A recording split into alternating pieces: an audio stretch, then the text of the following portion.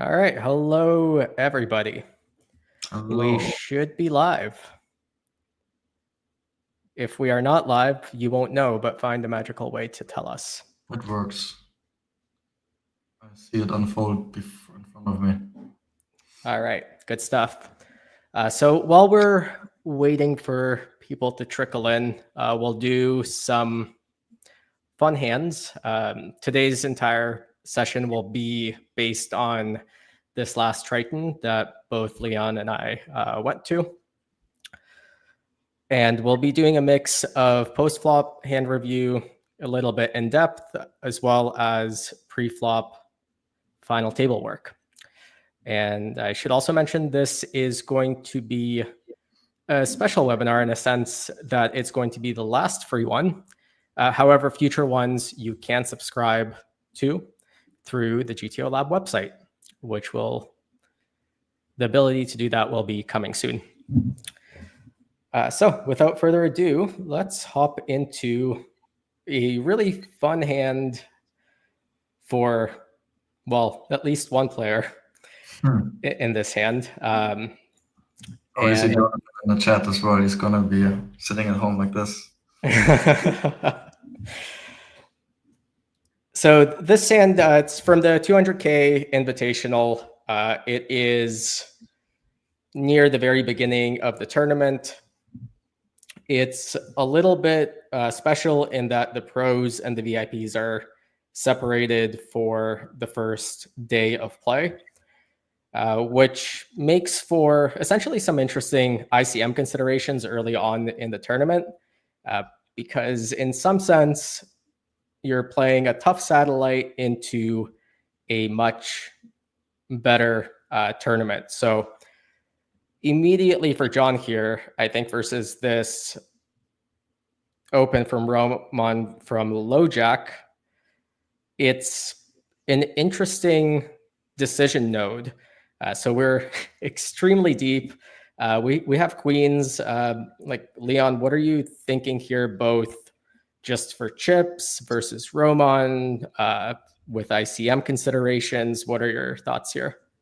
Yeah, usually there shouldn't be many ICM considerations at this stage of the tournament, but you already touched how this is the Invitational. There's certainly two ways of going about it. I think when you're on the first bullet, it also makes a lot of sense to be aggressive, try to take the leverage of other people trying to survive and having a big stack when you do actually make day two, and then you're able to clash with the fun players where your RI is going to be at. I think the answer is like always somewhere in the middle, and yeah, I mean both players here have above starting stack. In general, this is 230 big blinds deep, right? So very tough to say what the correct solution is. I haven't looked at a chart like this ever, but queens certainly can call, just like John did here. I would definitely mix 3-bets.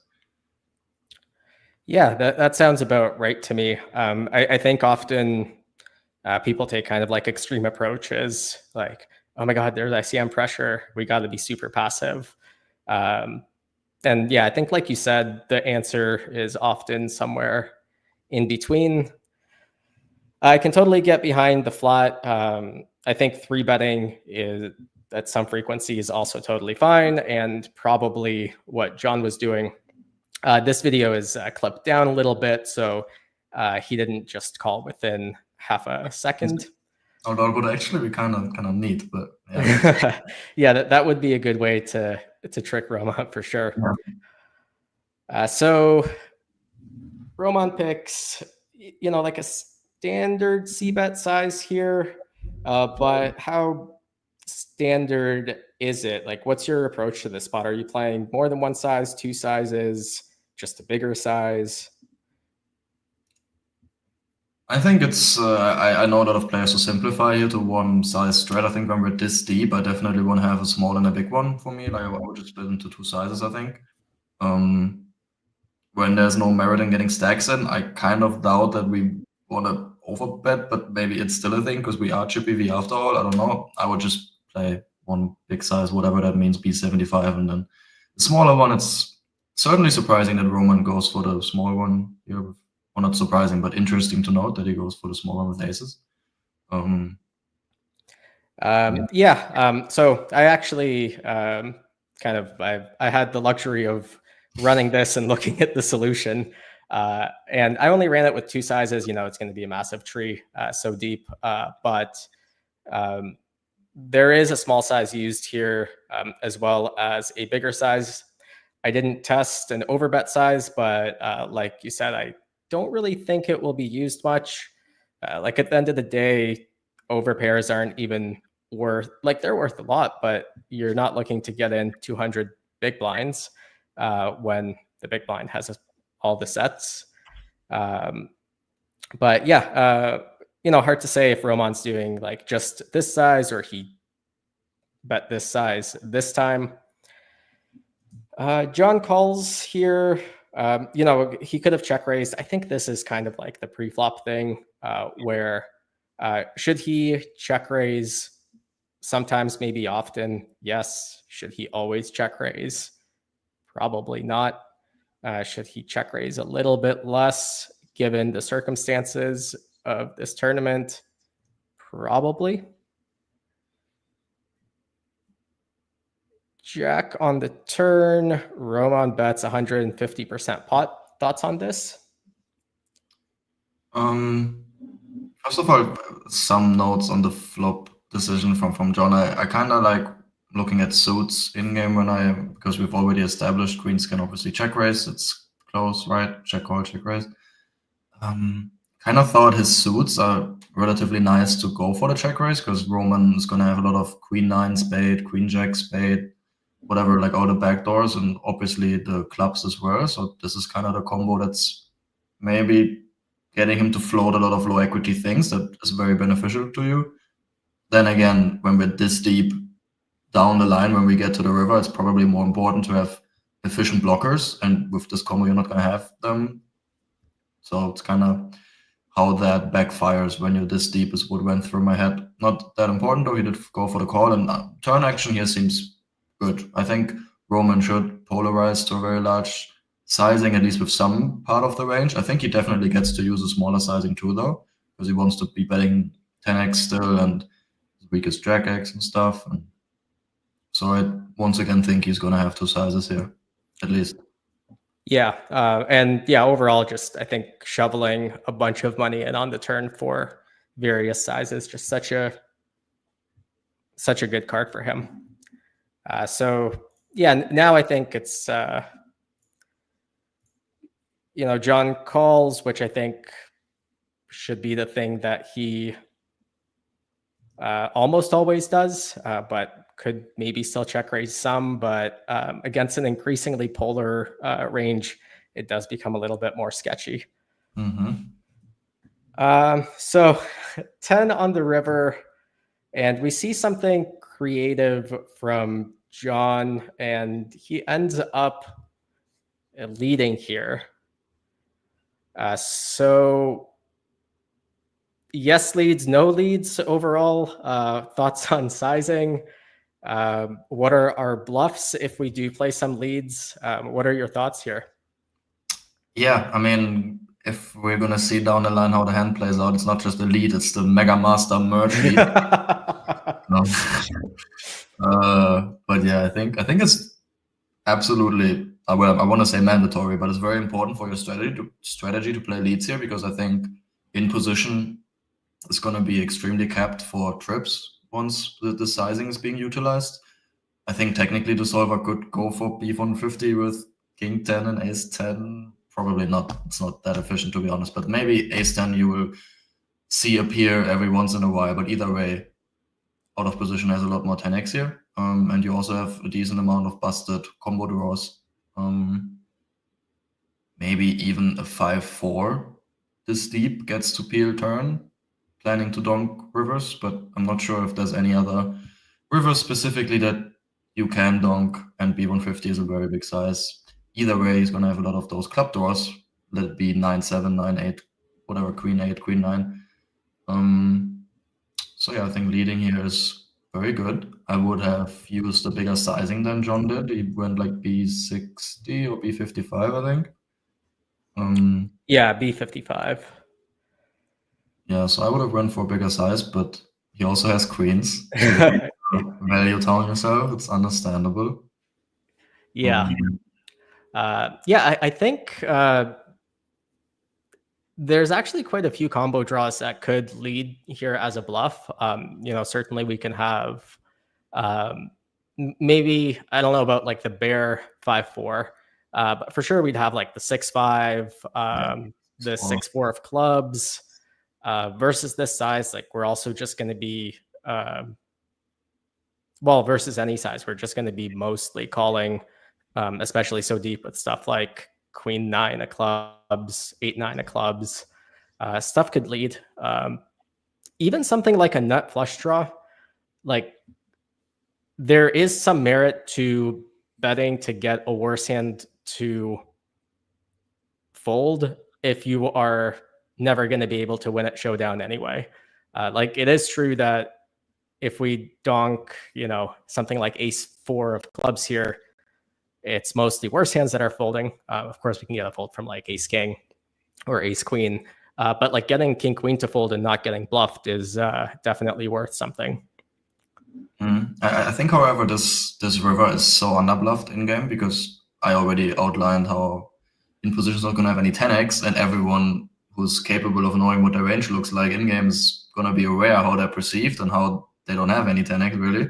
Mm-hmm. However, if the solver does apply, or if you know that out of position is donking a lot with a 10, then you might as well bet for value what you bet for B150 on the turn, but it's not that easy.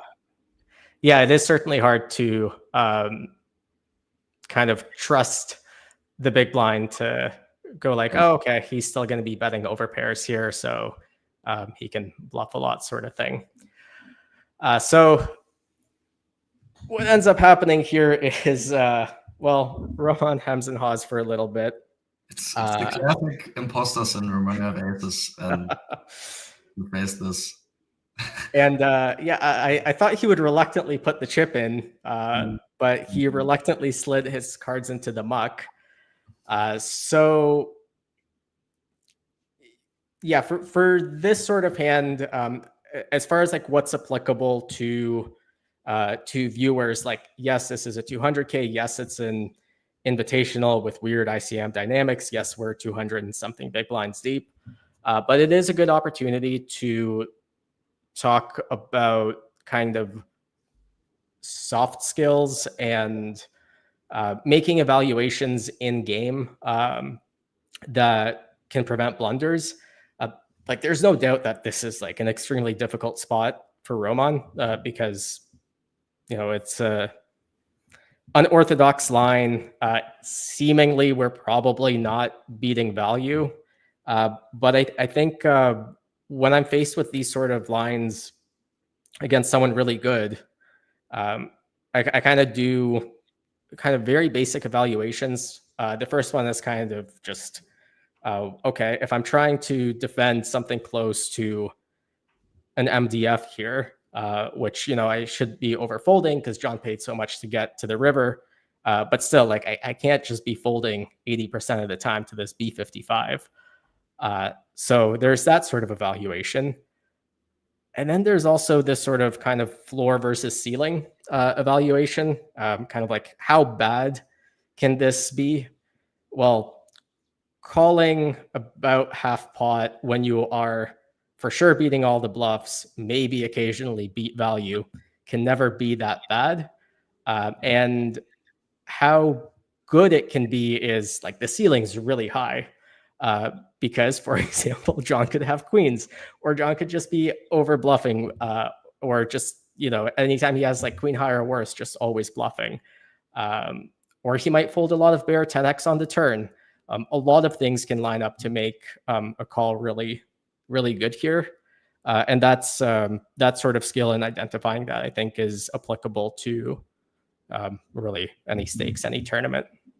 Yeah, I think I'm lacking that sometimes because there's a lot of spots where you want to believe that you've seen some sort of information and then you may be overly biased towards using it and you account too much for it because you are in the hand after all, right? You want to use whatever tendencies you may see, and that's probably what was going on for Roman here. He most likely just thought that the river size is incredibly underbluffed for the size that was being used, which I would typically agree with, because it doesn't seem like an intuitive size to be used when bluffing, right? Like you're repping trips. If you have a bluff that screams go big in a spot where there's no flushes, no straights, no nothing, right? So I can kind of see where he's coming from, but exactly this equation of you don't block any of the bluffs, plus you may beat. I mean, he did not think he could beat values. He probably sat there in game and didn't think queens was in the range, which I would not blame him to think that, right? Like pre-flop, most people 3-bet against him because he's known to be a little bit loose, and then flop he bet small in position, so queens usually check raise. Anyway, Yeah. for this Ace side, Jack maybe. an ace jack, yeah, it's definitely possible. He also blocks that, but still, yeah, that is a very easy rule of thumb. If you beat value, then you have to call. This, I think, is only really true against really good regulars. You can make some exceptions against certain players, but yeah, this spot is not really applicable. But I can see where he's coming from, and apparently he was onto something. Sadly, misinterpreted. Well, yeah, he was onto something in the sense that, yeah, maybe he had a sick read that John was not bluffing, which he was not. I did run this hand in PO. I don't want to spend too much time on it, but you know, since it's already run, I do kind of want to look at a couple of nodes real He quick. was definitely value betting ace jack as played as well, which I think is interesting. I mean, Roman is definitely capable of calling ace highs there, because why not? If you unblock all bluffs, it's very appealing. Yeah, and also he could just have any jack really, right? I mean, any jack in terms of like, you know, down to jack 8 suited. All right, let me And Orpen figured it out, the Mega Master merge value bluff. Yeah, that's what I said. Sheer Mega Mind. All right.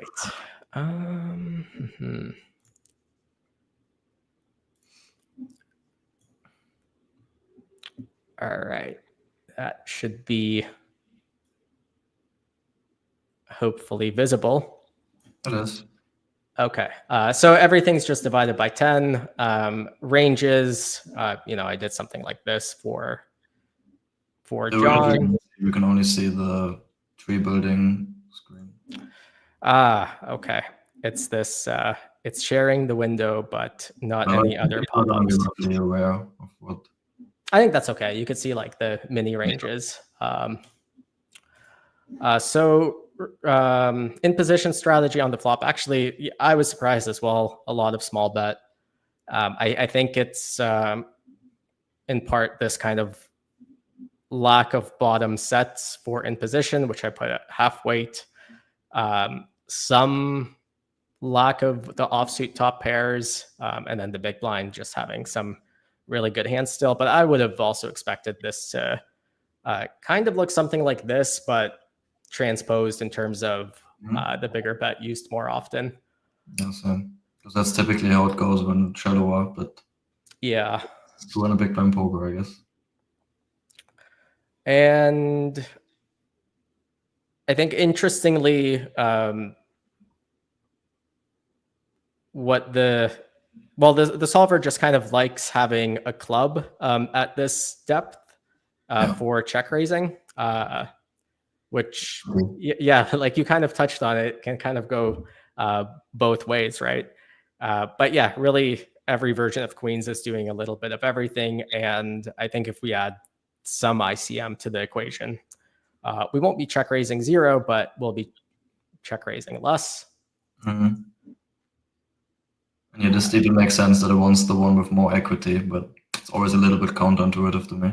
Yeah, more equity and just better kind of turning a set of queens on the non-flush completers.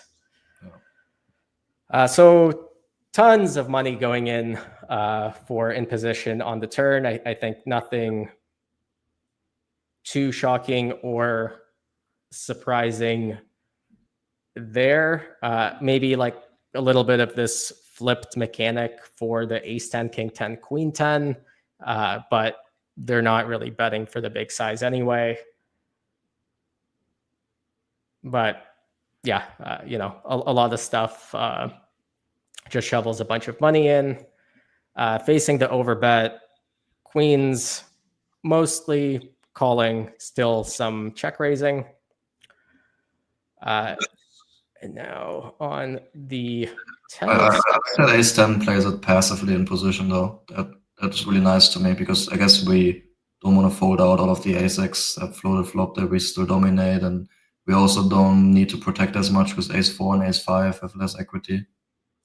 Yeah, I think that's got to be a big part of it, right?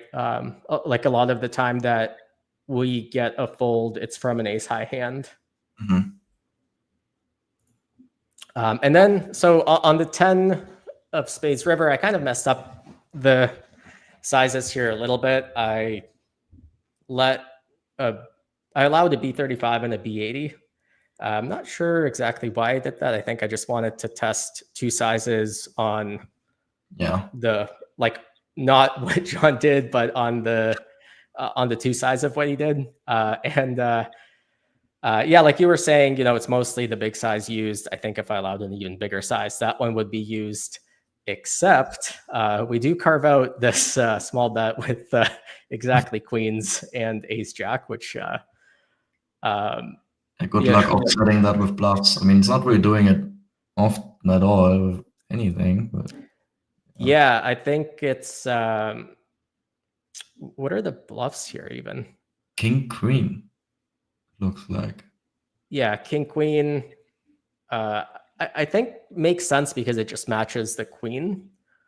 Mm-hmm. And then the times that we just have something like 6-5 or 5-4 or 6-4, we just want to, match. We just want to go big because most of our value goes big. So yeah, versus the B35, of course we don't fold aces. Most of the betting range is queens and ace jack. Aces are worth a lot of money. At this point, they have like 75% equity. This is versus B35 though. And there was almost no bluffs in there and stuff. We have to cut him some slack, but yeah. Let's see versus the big size. Now aces are becoming a lot more of a bluff catcher, in the sense that kings and queens are mixing some folds. If we just look at what did I do here? At equity, we're facing B80. We have 35% equity with aces. It's still, we need less than 33 to call. But this is kind of what I was, not to be harsh on Roman, but more talking about kind of like this floor ceiling analysis of like how good can something be and how bad can it be. Like it's hard for against someone trying to execute playing tough poker. It's kind of tough for calling aces to be a disaster here. But if, for example, John messed up the sizing a little bit and was betting a range that he bets 35% of the pot with, but bet B55, then the ceiling on how good it can be is pretty high. So some soft skill discussion there. Yeah, I think there's a lot of merit. It's easy to not think about that when you're sitting in game. For sure. We already talked about it. And there's also maybe a small amount of you're on the outer stream table. Your hand is probably going to get shown. So you see the result. I don't know. Yeah. Yeah, that could work both ways too, right? You'll find out what John has anyway. But if you found out you got bluffed off aces or accidentally bluffed off aces, but at least you look like the guy who tried to make an insanely outrageous play. Yeah. Maybe there's no merit discussing this part, but definitely plays some emotional role in game for me. I don't know. Yeah. King's hand later, it's going to become a little bit of a point. Yeah. I mean, of course, just a human thing. Mm-hmm. All right. Let's move on to another bit of a banger, I suppose. And we'll do a hand that you played. It is the king's hand already, right? We are going to be doing the king's hand as soon as I get it up here. Matthew is saying he would like to hear Roman's thoughts. I think when you go back and if you haven't been watching from the beginning, I think it has to just come from him perceiving the donk size to be very value heavy. It just has to be that. Roman is a very good structurally thinking player. We have to give him the benefit of the doubt. And yeah, Matthew, if you ever run into Roman, definitely ask him for sure. Definitely and if do. it's on break during a really big tournament, all the better. All right. So this should be up on screen. Yes, Leon, you have kings? Yeah, we see it. All right, so here I was still loving life. Yeah, you open with kings. I approve. You should do that. Nice. Okay, that's good to know. Linus hasn't even looked at his cards. He just 3-bet you. He doesn't know what he has.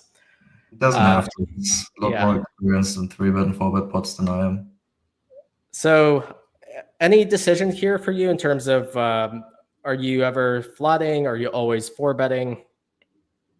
At 130, which we were deep, I would always 4-bet kings. I think he's someone who's playing a very linear 3-betting range too this deep. I just said he's going to be more experienced in 3-bet and 4-bet pots. That's just a metric of cash games. You just play, because of the rake structure, you don't play as many single raise pots. And especially deep stacked, he's going to be so much more confident in his lines. And therefore, I also want to take down the pot pre-flop more often and don't want to... There's just a lot of incentives for me to keep the SPR as small as possible. And also kings. I mean, I could see how we are not supposed to always 4-bet. But again, there's merit. I also still have a second bullet left. I do have 2x starting, which is a good stack.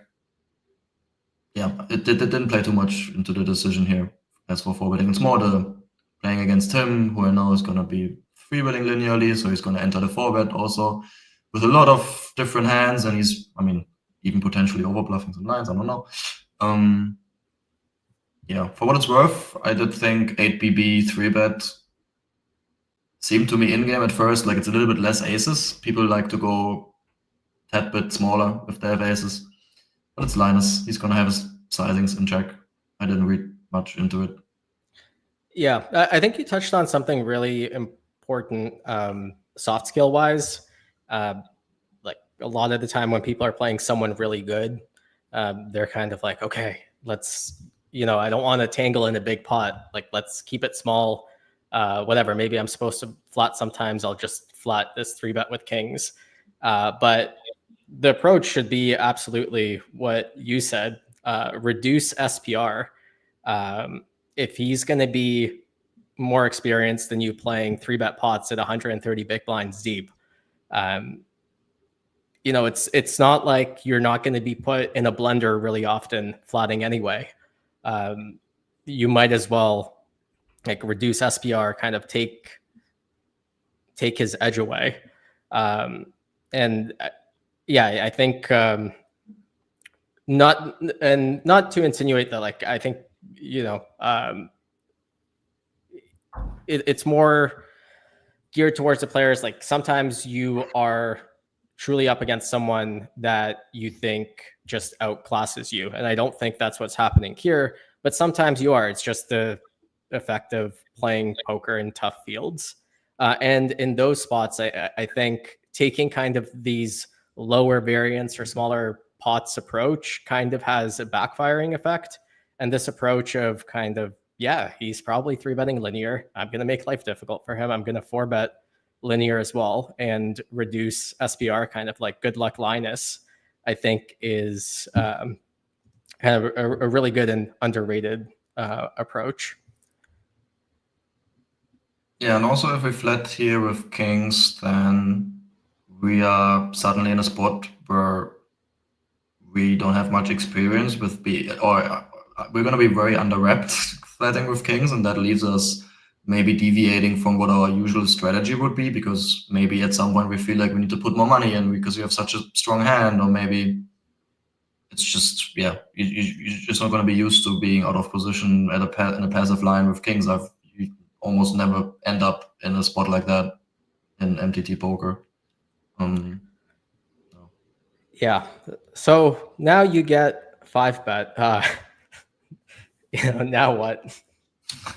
Amazing times. Yeah, I mean, didn't necessarily expect it to happen very often. And then first thought is immediately, okay, I know this. I've played the 10K W coups and scoops where it's incredibly deep and you play against all the cash game players and they're going to try to fuck around everywhere. And so I was kind of envisioning him to have a very balanced range here with the necessary suited wheels, and then maybe like an ace queen suited or offsuit, and then the ace king at frequency, and then the aces, and maybe sometimes kings, which I block, and maybe there's some other king 10 suited nonsense. I don't know.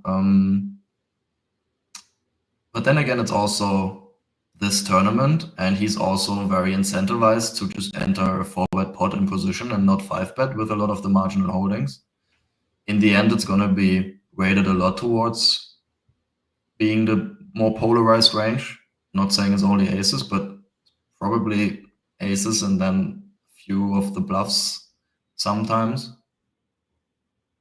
Yeah, but it's not fun, and we are now in a bit of a pickle spot, because if we think that he does play a very balanced range, then jamming becomes very attractive, because obviously he's put in 45 big blinds. I've already put in 24.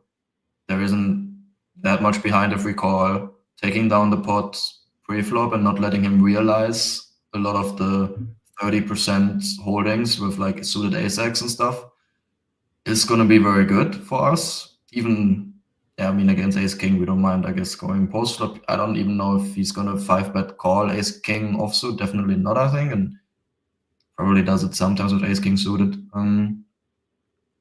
Yeah, that sounds right.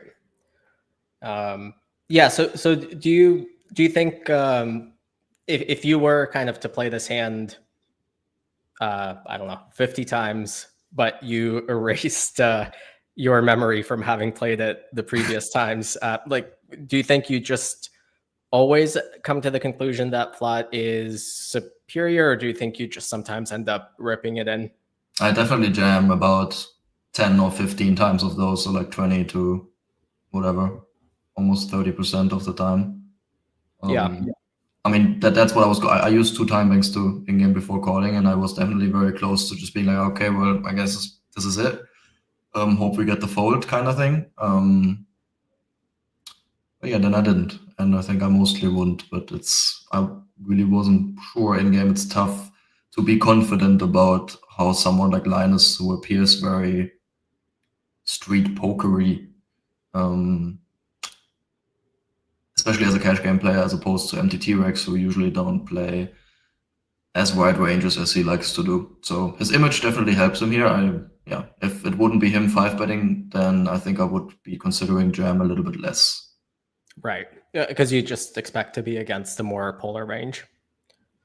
Yeah, and just for him to have his range figured out a bit more than other players do who are not used to this deepness and spot. Yeah, makes sense. And yeah, I like the answer of, maybe you would have ended up shoving, 25% of the time. I think a lot of the time people kind of just expect an answer of, this is what I do in this spot. Poker doesn't have to be so, nor should it be so rigid. So, you check. I don't think there's a decision there. Linus ends up betting. Yeah, I mean, thoughts on his sizing. How do you want to proceed? Very good board for him, I think. I mean, his wheel suited bluffs have a lot of equity now. In general, obviously, ace-x having a gut shot helps him a lot for equity purposes. SPR is already less than 1. It's like, yeah, just shy about below 1. And he goes for B25. In game, I thought that was definitely I perceived it to be a very big size. I didn't think anything bigger would ever be possible given the SPR, right? Like he's already pricing himself in if he did have ace-5, ace-4 type holdings, even ace-king. I mean, ace-king can bet fold thinking, yeah. Anyway, it's getting close already with the gut shot. So I kind of had an easier time deciding on what I will do here, because obviously check jamming is a very attractive option here. Just to run it against certain ace-x combos, maybe like an ace-queen, flush draw, backdoor, whatever. But yeah, given that he went for the big sizing and he wasn't going to fold to my jam anyway, I thought, unless he had complete nothing, which would have to be the king 10, king 9 suited type hand, which I don't think he 5-bets in the first place, and I also blocked that. Yeah, it's and also I have the king of spades, so he's gonna have, if he has a king x suited bluff pre-flop, then he's not gonna have the ones that are gonna stack off now, because I blocked the flush draw. So I think if anything, if I had with a, I would have called any kings combo, but with a spade, I think it's easier too. Yeah, I think he should probably use b10 to b15. I like b10 a lot, just to make it a 3-street game in this sort of spot. Where it's very, very like highly polarized ranges, right? Like we're not even talking queens plus for him, we're talking aces and some kings. Right. Yeah. It usually isn't great to make it a 2-street game in that spot, I think. Yeah, I mean, not in position anyway. Yeah, if if somehow positions were flipped, but you were with the same ranges, then sure, maybe playing 2 streets makes sense. But yeah, I agree. This, yeah, it seems a little bit too big, and it seems like a bet that's kind of designed to get you to shove a hand like the one you have. So not doing what he wants you to do seems like a good plan. Sorry for the bait. We got him. Yeah. So yeah, turn goes check. River. Did you think about like blocking for like, I don't know, b20 or something? Or what were your thoughts here? Not really. I think I was very prone to checking. I did not think that there's any value to be had given his flop size and given turn action. Yeah, I just didn't think ace-4 suited was a big consideration, and if it were, yeah, I mean, he could also have ace-king, I guess, and we could maybe have ace-queen, but not really. No, it's just like our range is so condensed at this point. We are kind of faced up. I acknowledge that. Blocking is gonna put me in a pickle spot where I feel even more faced up. I can have aces myself, I guess, which is the way that I'm uncapped here to an extent. Ace-king of spades would be well played like this, I feel like. Coming to the river, and then I would also end up checking, I suppose. Yeah, anyway, I think check is just kind of clear, and just hope he doesn't jam. Yeah, which he does. Well, he kind of jams. He puts in a vaguely counted number of chips, it seems. that covers you. So yeah, frustrating spot for you. I know you burned a bunch of time banks. Yeah, I mean, thoughts here. This is so gross. Yeah, thoughts then, thoughts now. Thoughts then, this is so gross. Why am I here? I don't want to be doing this. But then thoughts then already were, given the whole action just doesn't leave him with many bluffs. But it's just his appearance. It's just, it's Linus, and you just know he is one of the most creative players because he's understood how he's able to find bluffs in every street. And then I'm sitting here with kings, and I also have a spade. And if I don't catch this, then what am I catching? And my pot odds are ridiculous. I'm getting 4-1, I think, right? That's like half pot. Yeah. Yeah. Yeah, it's very. I was sitting there and I didn't trust myself enough to comfortably fold. And you did say I burned through a lot of timings. That's a bit of an understatement, even. Like it's very neatly cut in this one. I used like 9, I think. Which, to be fair, I shouldn't have done that. I could have come to a conclusion earlier because I knew I was going to fold anyway. I just was kind of making sure that I'm not missing anything. So yeah, then felt gross about it, but still kind of knew it was the right play. Now I feel good about having made the play and think I could have potentially folded flop, which sounds ridiculous, but I think it's an option given some things. And then, yeah, you were kind of mentioning how he puts chips in too. It's maybe a small consideration as well at the live table. In very nuanced spots, people like to bluff with a bit more comfortability, and maybe they announce all in or they make sure to put in more chips, blah, blah, blah. And yeah, in this spot, he also felt everything felt very comfortable for him and not like he's in a spot he has also never seen before, which is not to say that he wouldn't be comfortable in that spot because he's definitely more comfortable than I would be, but still it's for a lot of money and yeah, it's also on TV and blah, blah, blah. It's not going to be that comfortable, I think. Yeah, I think spot on with everything. And yeah, you ended up making the correct fold, which I think is just, yeah, absolutely sick. Yeah, fun hand. Yeah, it was. Yeah, good job not getting stacked kings to aces. All Yeah. right. So those were a couple of fun hands. And yes, JB, we will do another hand between these two a little bit later on in the webinar. I'll actually jump ahead to doing some final table hand review. Let's see. Yeah, someone in the chat also was commenting on how other players at the table commented afterwards, which may have been possible to hear. And yeah, everyone was kind of rambling with me. Oh yeah, he had the king 7 suited, and oh yeah, the ace queen was Limitless was saying. And I was kind of asking Limitless too because he has the most experience with Linus, right? Because they play cash game together.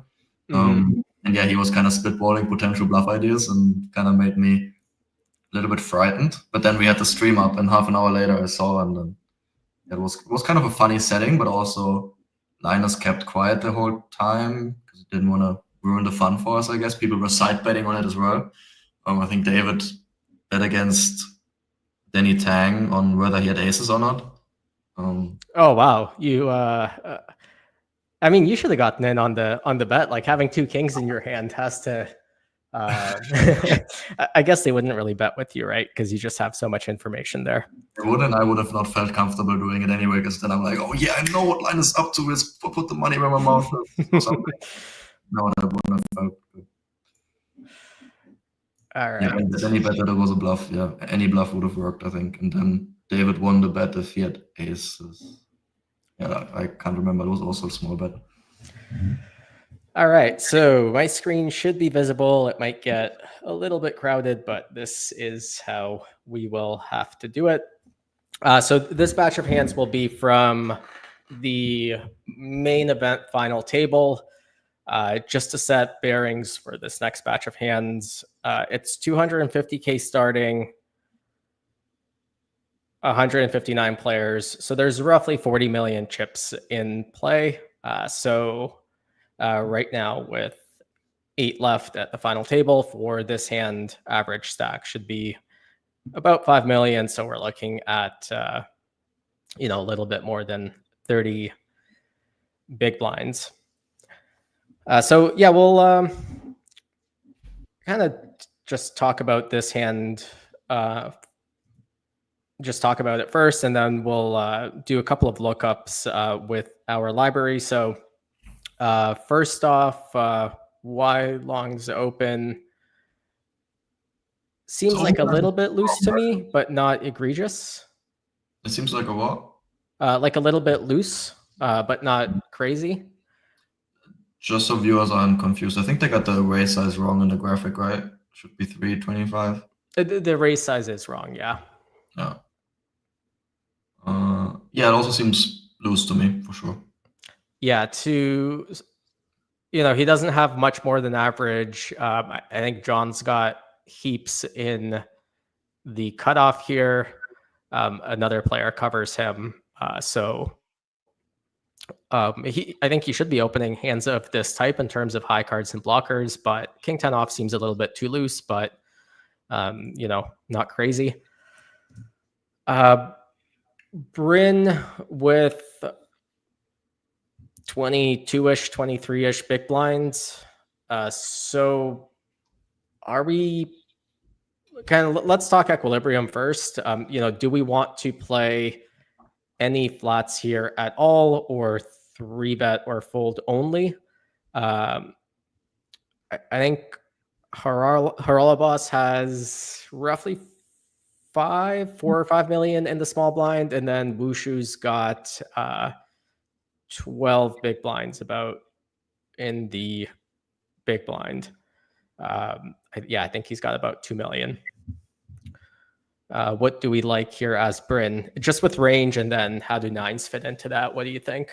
I would relatively confidently say that flatting here seems inaccurate at equilibrium, and I would not be playing any flats in most scenarios. But then again, there's always a lot of sensitivity as to how the exact setup looks like. Maybe I'm getting things wrong from my memory, but usually against a bigger stack, you are not very incentivized to VPIP a lot at all, because you have a decent amount of risk premium. Playing post-flop just performs a lot worse than it does usually. So you should probably be looking to play 3-bet or fold only. I think there's players who will play jams with ace-king off and maybe some king-queen suited. Maybe they get it wrong and jam ace-queen off, jacks, tens, whatever. Obviously, there's a decent amount of hands who would kind of like to be creating a flatting range, like ace-jack suited, ace-queen suited, tens, which I just mentioned, and nines. Does kind of neatly fit into this sort of range as well. You can perform it like that. You're also playing against someone who Bryn is going to think to have an edge on. Also, the player in the small blind is not a pro, so maybe Bryn is a bit more comfortable playing the flat here, and I think it's reasonable. I think you can, maybe even at equilibrium, play a small flatting range here, but usually it's not preferred because you end up with a very condensed face-up-ish range, which is tough to balance post-flop. But yeah, for the reasons in this exact scenario, I think flatting nines is making money, and it's probably the best option that you have other than fold. So I think let's kind of look at the rest of the hand. I think it's one of those spots where, if you look at most outputs, and we'll do that, nines are, I think range just isn't really going to be playing flats. And if you can't play flats, nines don't really make much sense to 3-bet. You can't 3-bet get it in. You have bad blockers for generating folds. Your hand doesn't play that well post flop at a short SPR if you do get called when you 3-bet. So I think in most configurations, this is just going to be a fold. But I think you can make not excuses in the bad sense, but make reasons for why calling is going to be okay. Also, I think Wushu being short in the big blind is actually a positive for calling a hand like this, or having a calling range in general. Like usually for chips, if we have a short stack behind us, that disincentivizes us from calling because we obviously get shoved on a bunch. But here, the hands that we are considering adding to our calling range, they are so good and so strong that we just get to call the big blind jam anyway and realize all our equity. So it's not like we'd be calling hands that we then have to fold to a big blind jam. So it creates a very interesting dynamic though, because now if we literally play nines, tens, ace queen suited, ace jack suited, maybe king queen suited as a range, then Wushu is not supposed to jam much at all, because as you said, he's getting called every time, and he needs to make sure he's not jamming 8s or any pair that's below 9s, because it's just losing money. So there's maybe it backfires in the sense that now Wushu is going to bust a lot less. And there's more collision likelihood if we did fold. But again, this goes back and forth. I think in the end it's going to make some money to flat. But yeah, I think that's a really sharp point, by the way. Like if we fold, Wushu is going to jam, some bluffs, and then the opener is going to call like pretty often because it's just a 12 big blind jam. But then we just block that from happening by calling, and we do make a lot of money when Wushu busts. So something that's not really considered. Wushu will end up peeling here. No equity, sadly. Yeah, I don't think that's allowed. But yeah, let's take a look. So this will also be kind of like a demo in terms of how to use the library for looking up certain spots, especially complicated spots. And I think what you want to do here is look up, kind of use different sims to look up the button first, and then look at the big blind for separate sims. Because like always, what you're trying to do is not get an answer to this spot. You are never going to be playing this spot again. You're just trying to get mechanics for and thresholds for similar spots so that you can kind of wrap your head around a future scenario. So I'll do, John had the chip lead in the cutoff here. Wylong's in under the gun 8. And he has, what is that? These sizes are like confusing me because they're clearly wrong at big blind 150. Yeah, it's between 45 and 50. Yeah, okay. So I'll just do something like this first, and then for the button, I'll do something like this. So, we can look at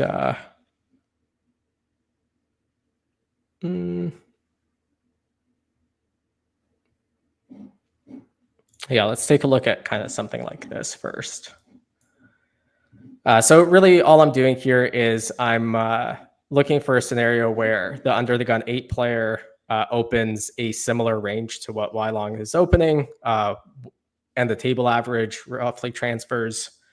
So this looks to be roughly what Wylong should be opening. There's traces of King 10. I think the actual range should probably be a little bit tighter, but he did open King 10, so this works quite nicely. And then if it folds to the button, like you said, there's like trace flatting with like exactly 10s, ace jack suited, ace queen suited, king queen suited. But generally speaking, we proceed by 3-bet or fold. And this is going to hold true for really any 30-ish or below stack when we are facing an open from a stack that covers us. So for example, if I go back to under the gun 7, 3-bet or fold only. Low jack, we're above 30 big blinds. There's more trace flatting now, but it's still predominantly flat or rather 3-bet or fold. If I look at another sim like this, which will have U8 opening wider because now we are not really covered by much, and we have we're kind of tied for the chip lead. This is a good one to look at because King 10 is actually fully in this range. Hijack, again, no flats. Button, also no flats. But now the jam appears a bit more. Yeah. Yeah, it's exactly what you said with like ace, king queen suited, some pocket pairs. So, you can look at various versions of this sort of scenario and then kind of think about, is this spot a little bit better that we're in? Yeah, maybe because we can call a wushu jam. Some other things might go well for us, such as post flop against someone we might perceive to have an edge on. There's a recreational in the small blind. Sure, good stuff can happen. Always a good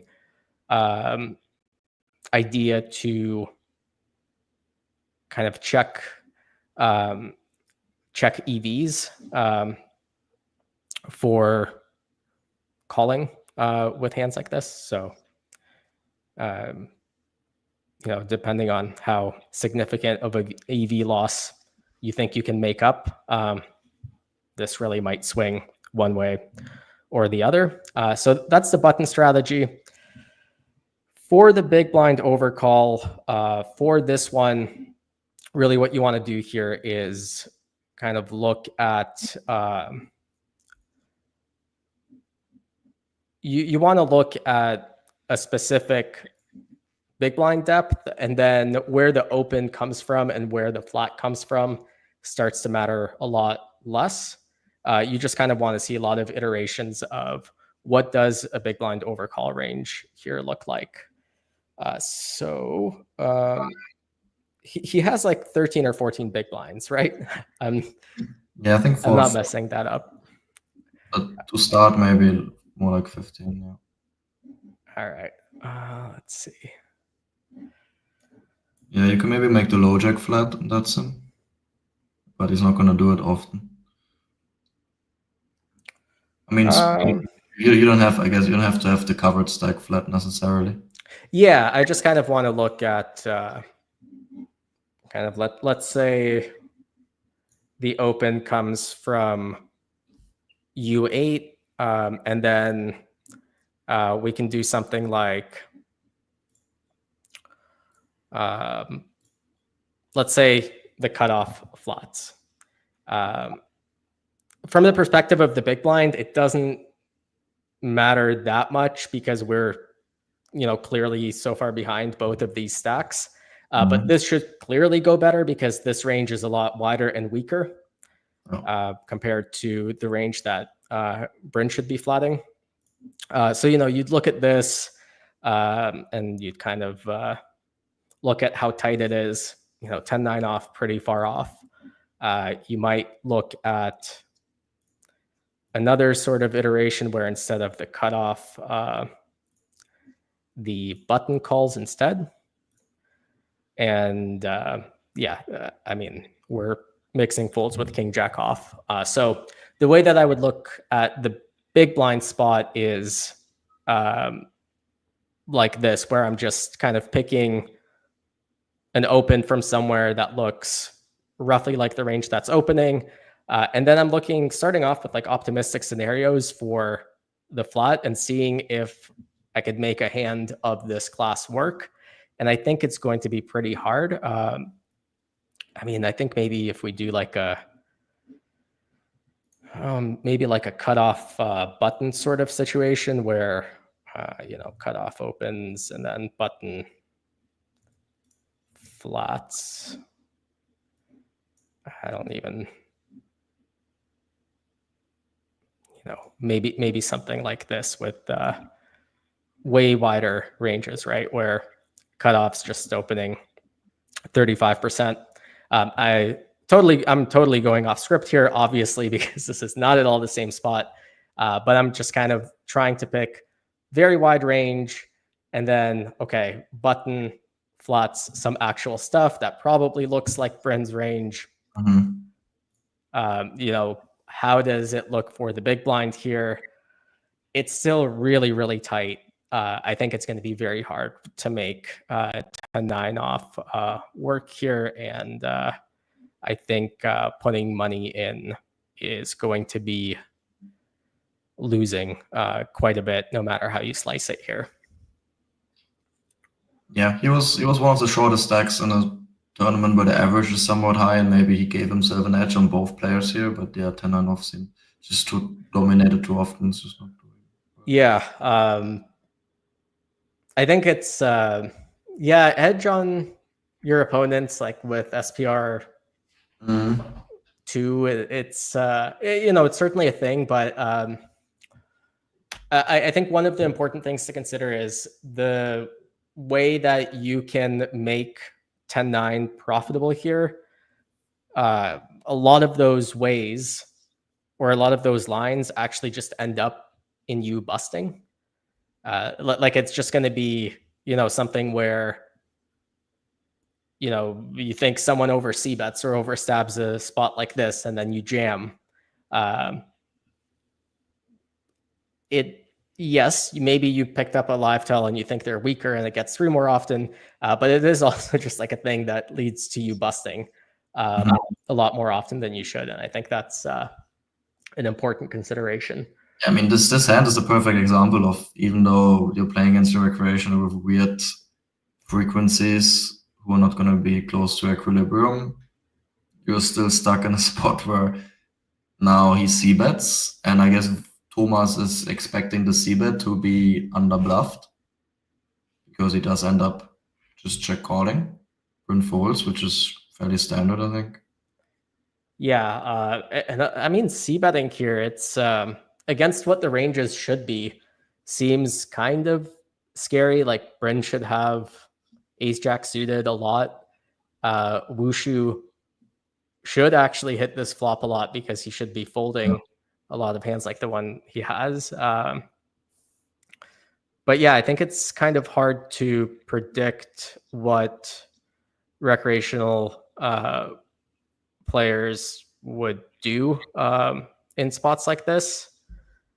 How do you go about it here in the spot? Do you just give him the benefit of the doubt that he's going to have a lot of weak c-bets sometimes, and you make sure you realize your equity, jam, take the whatever little fold equity you have? It's kind of tough at this SPR. I mean, it's a tough question to answer because I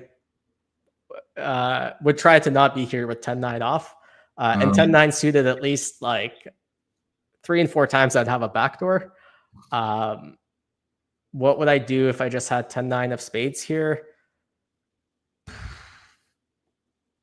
Yeah, it's hard to say. I would say it's I think it's logically inconsistent to call pre-flop, but then, well, maybe it's not logically inconsistent to call pre-flop and then not jam the flop, because if you think they're under c-betting, then it actually makes sense. But yeah, it is also clearly not what's happening here. I think in this spot, though, because we already outlined that Bryn's range is going to hit this flop relatively well, under the gun is usually going to notice that if he has like king jack, queen jack, like any sort of jack that's not ace jack and any pocket above.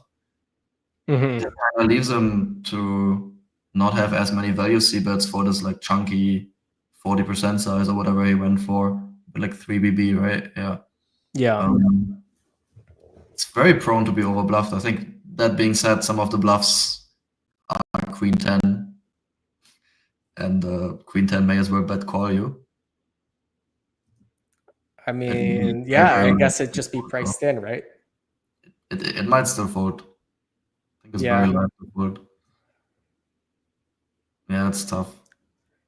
So yeah, Wylong just decides to go for full shred. No club, no nothing. Yeah, I mean, tough one, but yeah, I think a spot that could have been avoided. All right, I'm not missing any comments, am I? I just want to make sure because I can't see. Not much. I was commenting about the colors because they appear to be colorblind, which must be an issue for a lot of solve outputs. But maybe if you use different colors in the settings down the line, then you will make it work. And a lot of other programs offer that. I think that we've definitely talked about doing that. Yeah, because the red-green color blindness is like the most common, right? Yeah. I think so too. And someone asked about the elite poker players being idols for me, which I'm shortly gonna answer by yes, a lot of different ones for a lot of different reasons, and I'm trying to cherry pick the attributes that I like. I think that's my answer. All right. Let's watch this in kind of real definition. So this is same tournament. We're down to 7. John's got a pretty big chip lead here. There are, I think, 2 other stacks that are around 2 million, so 10 big blinds. Small blind has, I believe, 25 big blinds, and Wylong has 40-ish in the big. So John opens. I mean, I think you can make a case for playing at least at equilibrium some shoves here, but probably not something that I would do exploitatively into a lineup like this. Just kind of don't really trust the big blind to necessarily make the folds that they're supposed to make for 40 big blinds, and just kind of expect post flop to go pretty well. People also don't take advantage of it pre-flop as often as as much as they should, given that Jonathan is going to open right range. They can rejam a decent amount. Yeah, we'll actually look at a couple of hands like that later on, where some big blind re-steals that kind of illustrate that. Yeah, what were you going to say about Bryn? I was going to say that Bryn falsifies my statement here, because king queen off seems like to be holding. I'm not saying it's clearly anything. I'm just saying all options kind of suck from my perspective. That being said, Jonathan is going to open relatively wide here, and if he's missing the open jams, then he suddenly also increases his raise fold gap. So king queen off is going to perform a bit better than equilibrium here, and I think it makes it a good jam. Probably looking to make it more like 2 million and not commit his whole stack, but you're prone to give off some tells maybe if you do that. Not necessarily, but yeah.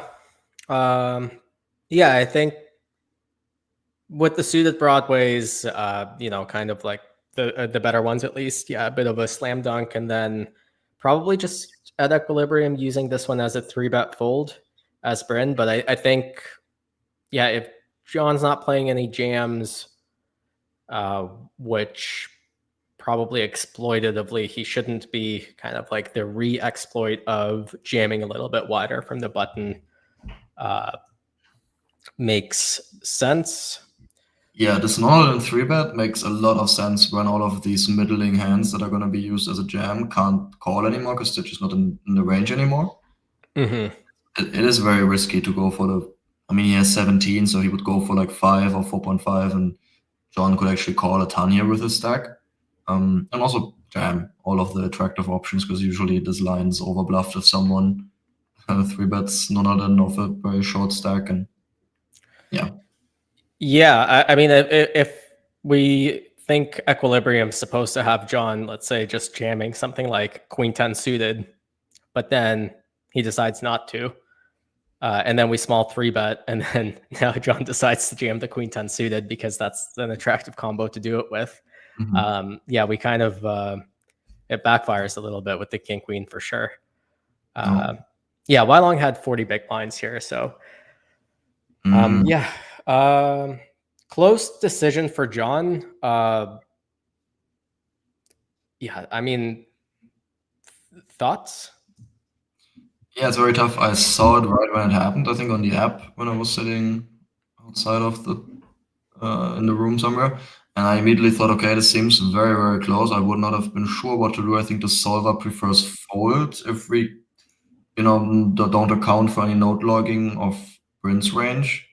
But if we do that, and I think Bryn is definitely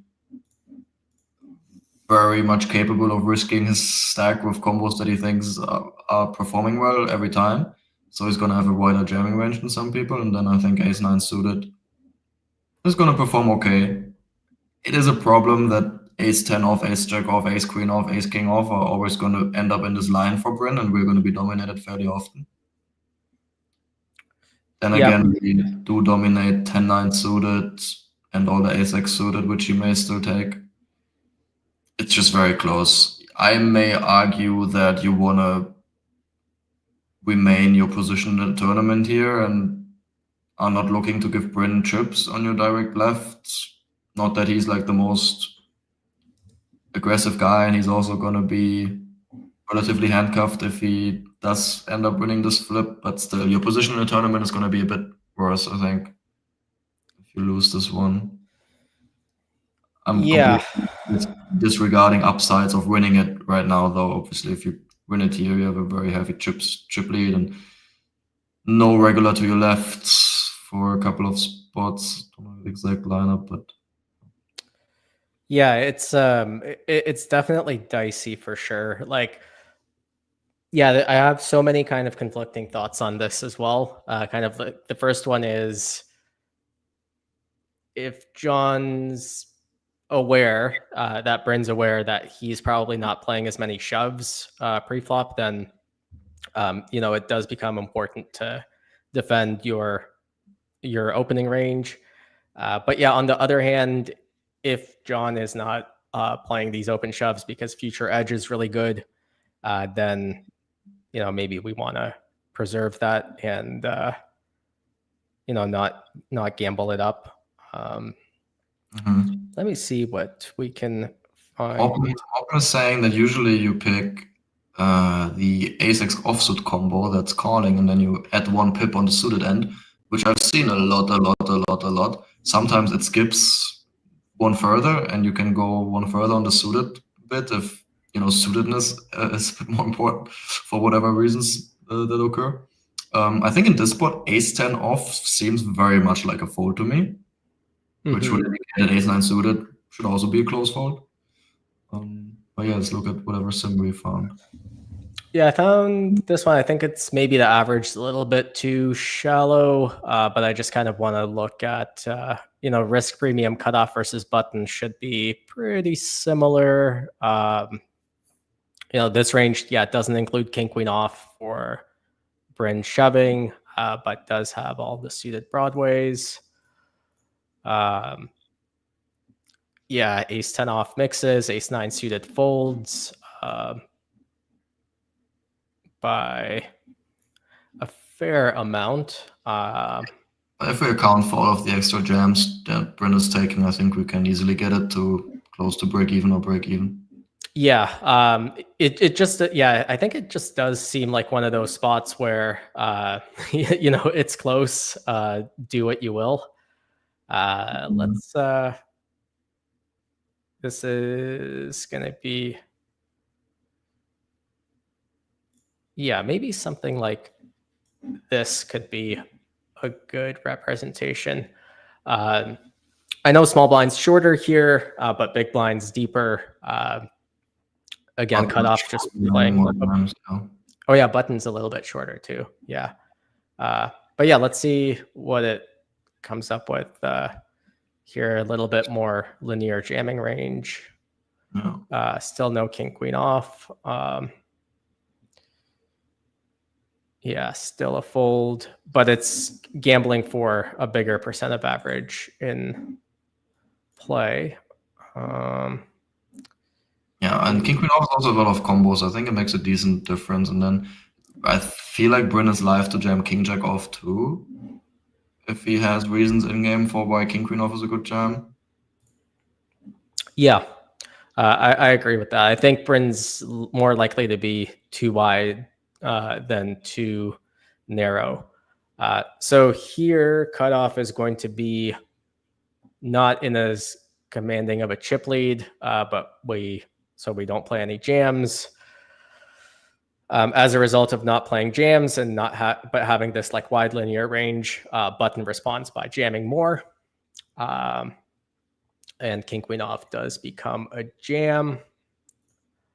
Someone is asking if king jack O does end up jamming if we give Jeffy too many opens. I think you need a lot of things to go right for king jack off to be a profitable jam there. You not only need him to have a wide opening range, you also need him to be calling too tight. But yeah, I'm just guessing.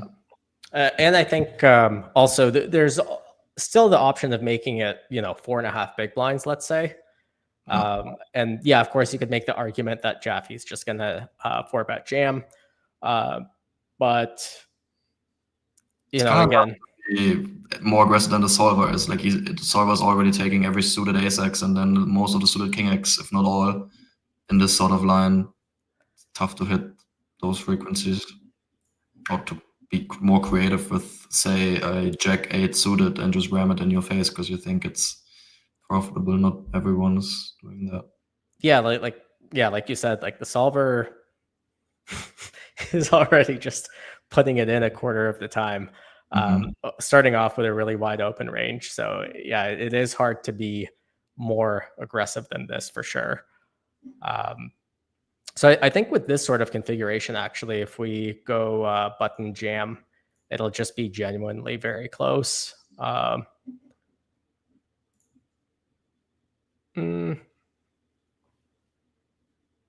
guess not completely off, and still a fold, but you know, we're getting in the vicinity of getting closer, and then ace 10 off is exactly break even. Yeah, so it's one of those spots where I think, yeah, it's just close. Does this hand matter in the vacuum of the long term, which I guess is like two confounding things? Probably not really. Just in terms of like, this is clearly the pip that is on the cusp. Like ace 10 suited is a no-brainer call under any reasonable configuration. I think it will be hard to make ace 8 suited a call. And then ace 9 suited, yeah, looks like maybe it's a little bit too loose. If we give Bryn too many shoves like the one he has, it's probably fine. Just seems close. Someone was asking whether king jack off or king 9 suited is the better jam. Usually I think suited, if you are extending in some region. It's going to be a little bit better if you're not called by that many hands, just because the calling range is tighter and then you need more equity, or it's harder to have more equity because otherwise you're dominated too often. Yeah, for those, it's always good to look at kind of EV.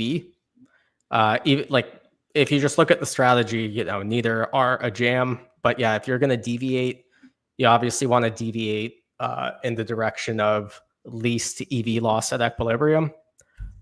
So king 9 before queen 9, queen 9 before jack 9, jack 9 before 10 9, and king jack versus king 9 suited.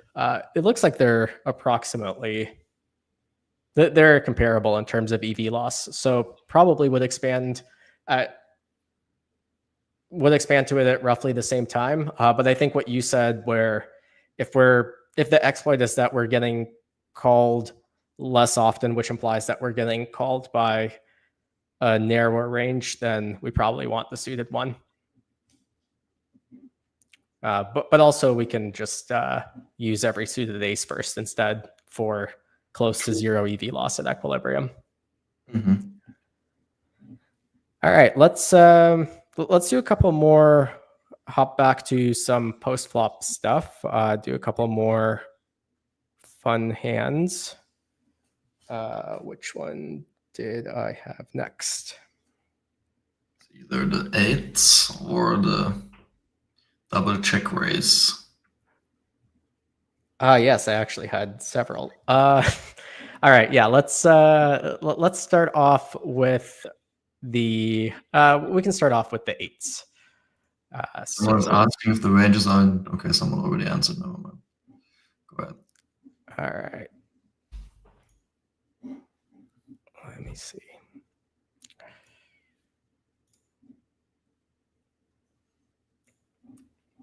Father Bother apparently knows what we're talking about. The double check raise was sick. Interesting that you know what hand. Quite insightful. All right. So this is the opening 25K, the one that gets pretty big generally.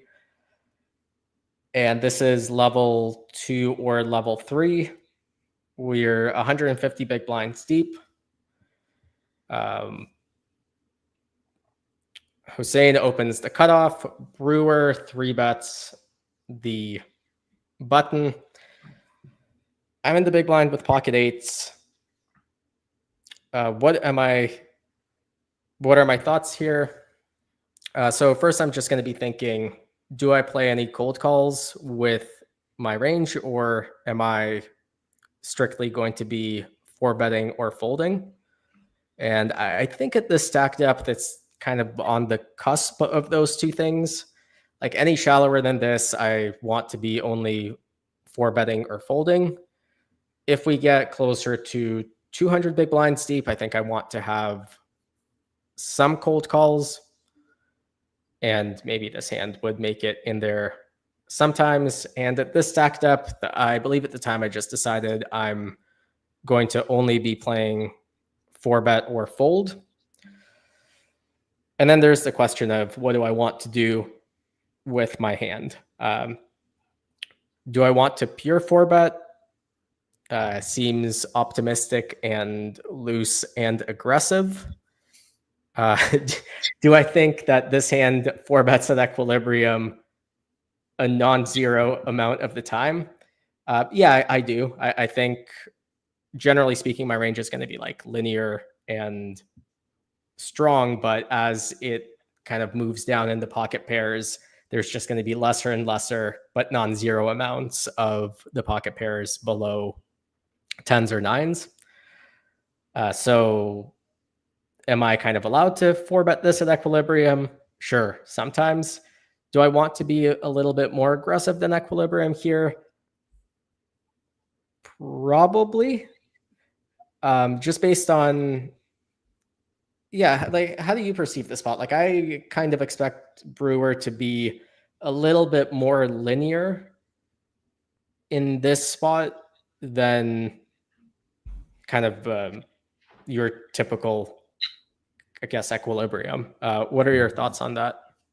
Yeah, this deep, I also think he's going to be a bit more linear against Hossein. I was also just noticing how Hossein went for the 3K open at this blind level, where this is something that gets very apparent. Sometimes in live poker, you don't have clean blind levels, so the small blind is bigger. And especially in these blind levels, it's kind of important to size up so that you don't allow the small blind to VPIP a ton.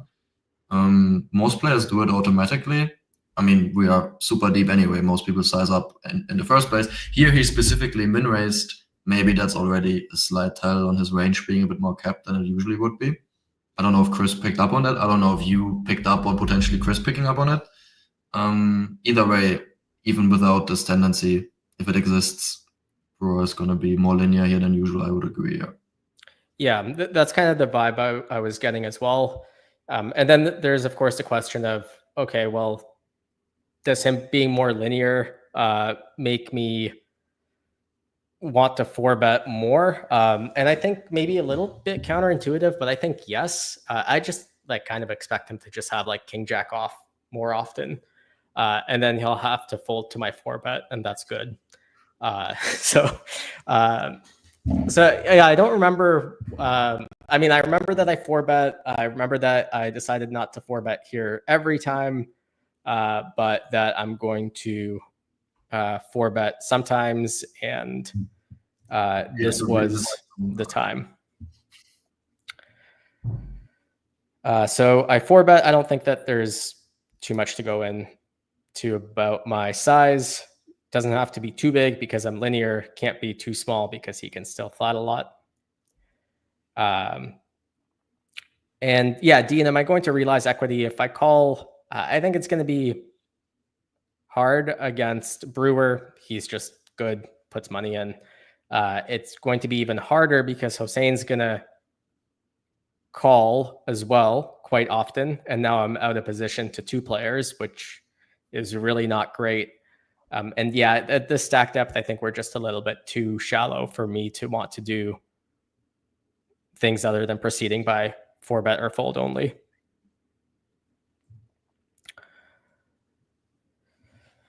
So we get called. I don't think there's like a real decision pre-flop for Brewer. His hand's too strong to fold. Clearly, it's not a decision if he's yawning. Yeah, he's yawning. So he's like, obviously call.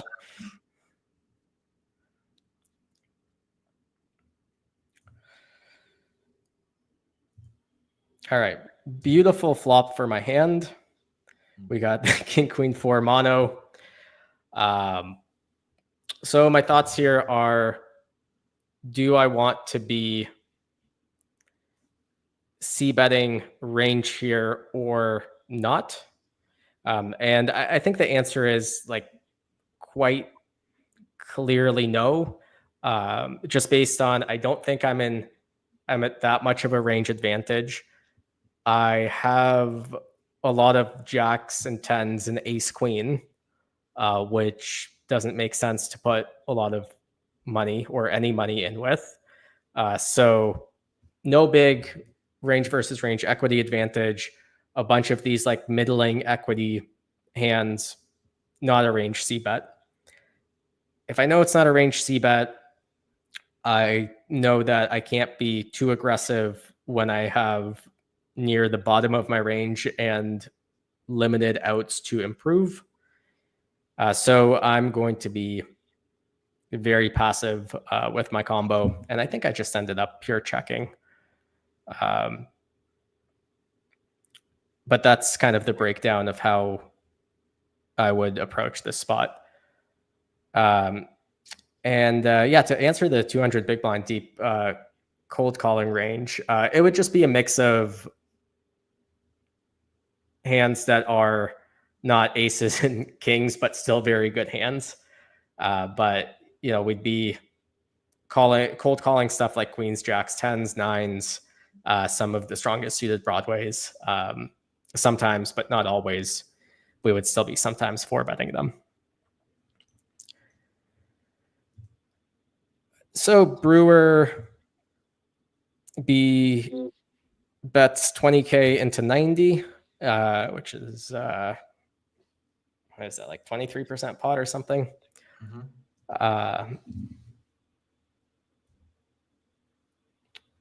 Not a pleasant spot. My thoughts here are, can I always fold pocket eights versus this bet size? Maybe. Like it's unpleasant. Clearly, I'm never folding anytime I have a spade in my hand with any pocket pair, but this does seem to be near the bottom of my range. On the other hand, arguably my hand is better than like pocket nines, maybe better than pocket tens. And also, it's a very small bet. I'm not confident that I just get to fold this every time. It seems close. And like we were talking earlier in the seminar, like this sort of like, how good can this be? How bad can this be? It's hard for check calling B23 or whatever this is to be a complete disaster. But there are some lines that end up in very good scenarios for me, namely on flush completing runouts or even cards like a jack or a 10. It's very hard for me to find bluffs, and it's very hard for two humans playing poker against each other to like give the other person credit for finding a bluff. So if I only have to check call B23 and then some of these scenarios lead to these spots where I'm going to be perceived to not have bluffs and I can get to those spots for cheap, I usually tend to take these spots. But yeah, is it reasonable to fold without a spade? Absolutely. Is it a pure fold? Maybe, maybe not. Like remember, we have to defend over 3/4 of our range. And if we're just always folding like eights, nines, tens with no spade, life is going to be kind of tough. How do you think he's going to play his in position range here? Because he's probably, I mean, we already said we are checking a decent amount, which means that he's also betting a decent amount. And he probably gets to bet king jack suited, king 10 suited type hands at frequency. Do you think people find those where they might be more comfortable pot controlling flop? I feel like this is a spot where he doesn't get check raised basically ever. I mean, that's not true at all, but not getting check raised much. The bluffs seem tough to find for check raise too. Yeah, how do you think how correctly do you think he's playing the spot and position? Yeah, that's a good question. So it's tough to say with him specifically. I think generally the tendency among population is to be a little bit too passive and like not bet the kind of mergy stuff. I use mergy carefully, like something like King Ten of Diamonds or King Jack of Hearts, like clearly not the best hand all the time. And I think people just kind of like knuckle that one back very often. And if I'm up against a range that lacks that, then check calling is more appealing. For Chris, I don't know. Maybe he'll just find the right amount of bets with like King Jack. But maybe I can bluff him off it later. So, whatever.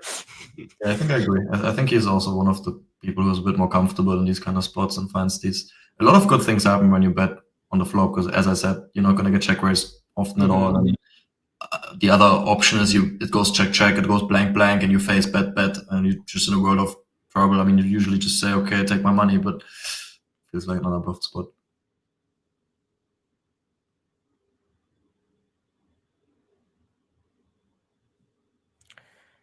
So yeah, I mean, turn, I check. He checks back.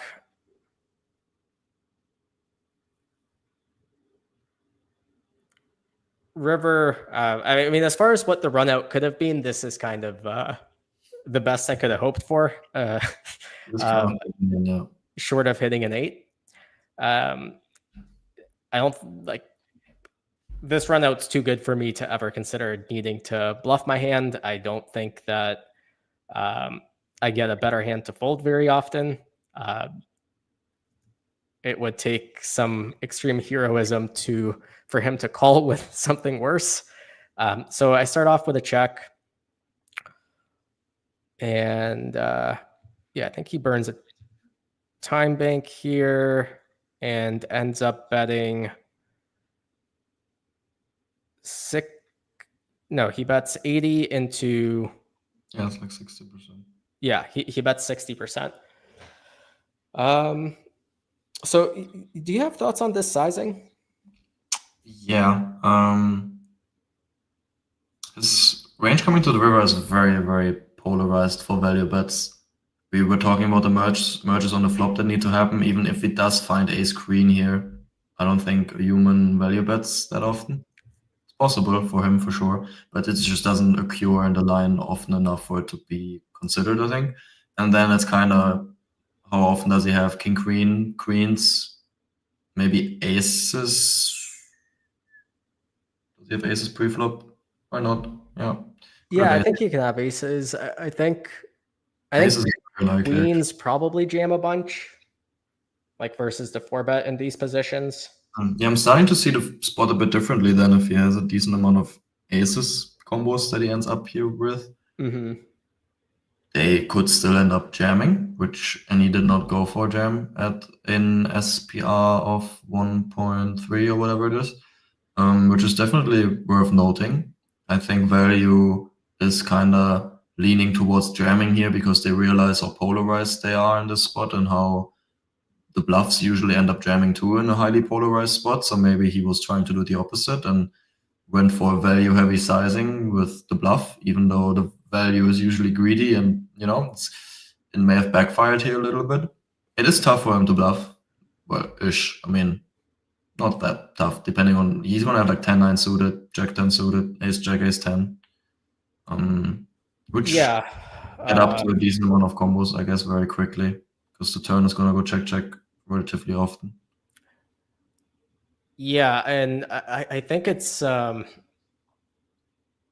think when he bets the size, it's kind of just repping aces, and then I suppose it could be like king queen suited, of which there's 2 combos. Yeah, I kind of forgot about that one. And probably not much else. Chris was saying small flushes. Chris was also saying bluffing fish is such a bad idea. Bluffing fish is a terrible idea. I agree. You should not do that, Chris. Shame on you. You should not do that in the future. Small flushes. So, come on, Chris. Are we checking back 8-7 of spades on the turn? What are we doing? Yeah, I mean, he could have a small flush, but I think, like with what you were saying, Leon, like I think that just kind of prefers to jam. I have range check on turn.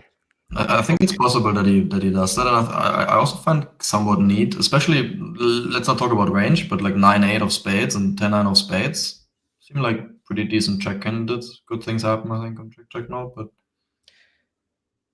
yeah, it also does kind of let me realize quite a lot of free equity with just stuff like jacks, tens with a spade. Yeah, they have more full house outs now as well. It is problematic for sure, but realistically, only going for small sizing on well, anyway, let's not go down this road where this might be a range check or not on the turn. I think it's possible that he plays it this way. Either way, Yeah. sizing on river is definitely interesting, and yeah, I think you have very amazing unblockers for all of the flop steps. Yeah, I think I liked my hand a lot more than jacks or tens for sure. And yeah, I mean, I'm getting a pretty good price. I think it's easy to find bluffs with hands like this. I think it is harder for like a human to execute a check back 8-7 of spades, bet 60% on the river. Certainly not something that Chris could do for sure, but I think it is just like hard as a human to execute it. So yeah, putting all of that together, I ended up finding the call and kind of decided that I would fold jacks and tens, but if I just started folding every pocket pair, that would be a little bit too much. And it's also just hard for him to not be over bluffing, in my view, for this size. But who knows? Who knows? All right. I think we should leave space next time for guests to arrive below us. And maybe next time Chris can have a live statement. Yeah, like a live sales show or something. Call this number. Yeah, but we should just have a slot for Villain's face, and just have Brewers. And an AI that like starts talking with, and you feed him some info and starts rambling. Do suits matter with 8-8 there? I mean, yeah, absolutely. I would much prefer to have the 8 of spades in my hand. I would block some flushes at least, which Chris says he can allegedly have, which I don't know, man. He also did revert back the comments in the chat. Maybe he didn't feel as confident anymore. Or he just didn't want to give away his secrets. I don't know. Maybe. All right, let's take a look at another fun hand. This one played by Ike. Let me. Always a good indicator for fun hands. Yeah, Ike always finds a way to play a fun one. Often mostly unprovoked. All right.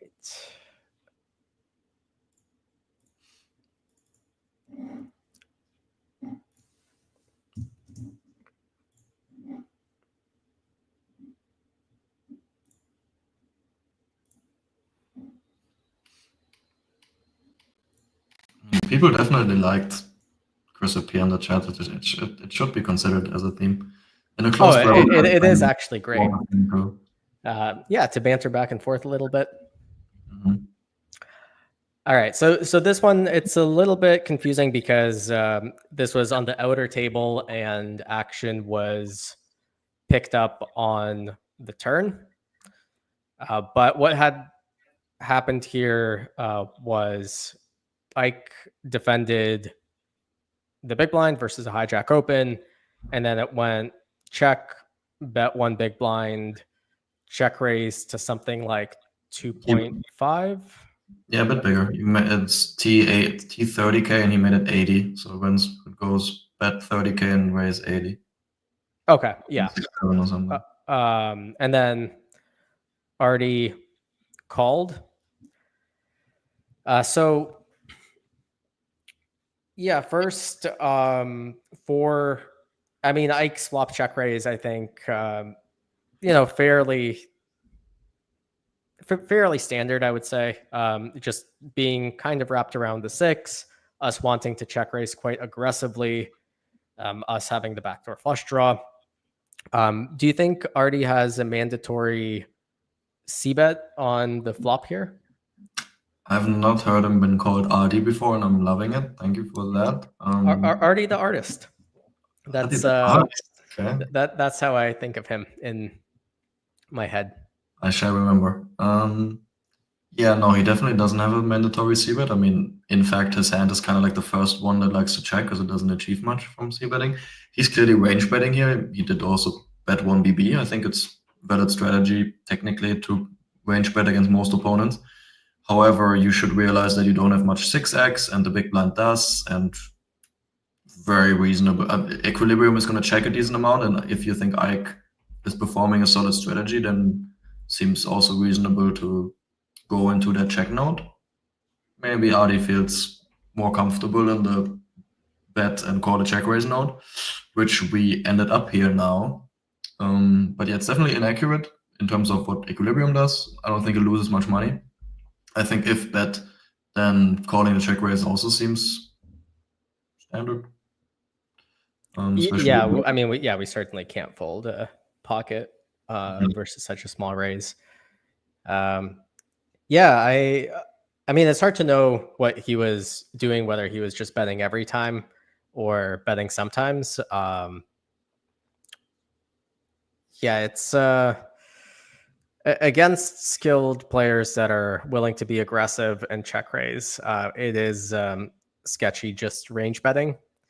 Having said that, though, it is a spot where if it goes check check, Ike's just going to overbet the turn a bunch as well. But yeah, I think we do still gain a little bit from having a check back range. And yeah, like you said, Jack's one of the first hands. So we bet, which, sometimes, not always, but sometimes we should with Jacks. We should always call the check raise. Then Ike checks to us on the turn, and he bets 75 into 325. Thoughts on this?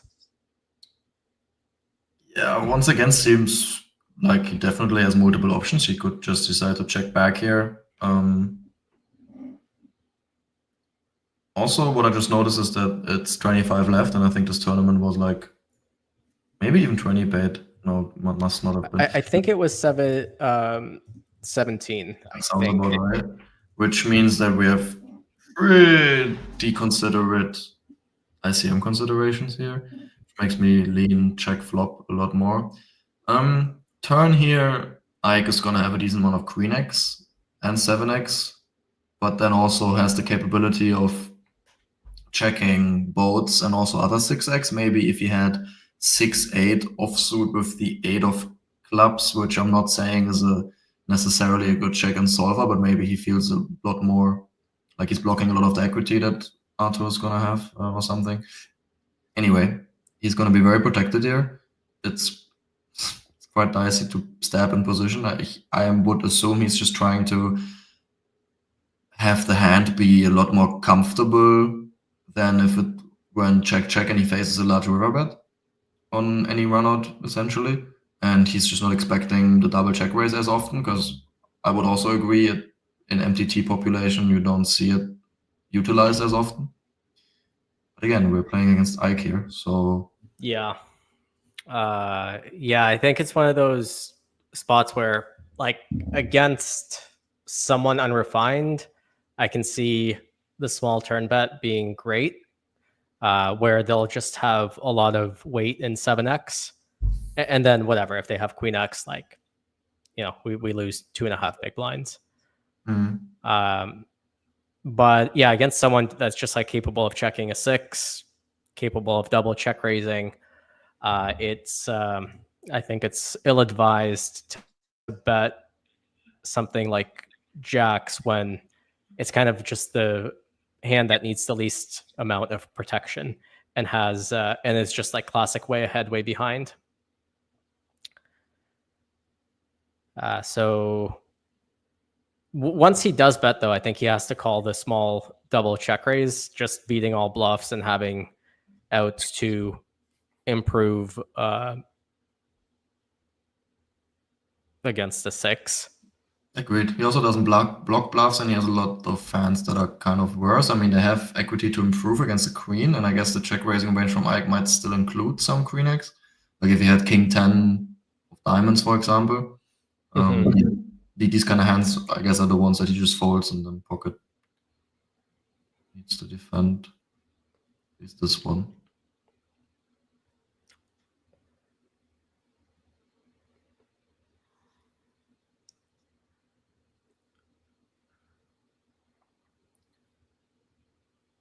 I know what happens. I just like seeing Artie in pain.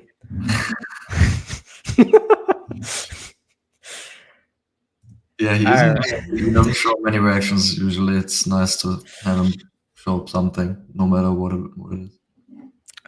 All right, one more hand. This will be your hand. Did it show up on the screen? Not sure if it did something glitchy. I'm not sure what you're talking about, but we can see the ace-8 overlay of the stream now. Yeah, ace-8. Showers to Artie. Showers indeed. The double check the double check raise line is definitely a thing that can be used in theory. Hijack doesn't have much 6x combos, but even if turn goes check, we don't mind checking a 6 because SPR is short and we could just value bet the river. But if we check, we allow complete air floats to bet, which is really nice. Bet or hit a pair on the river, whatever it may Yeah. be. Okay, I like your prioritization that we make sure that this hand fits the stream.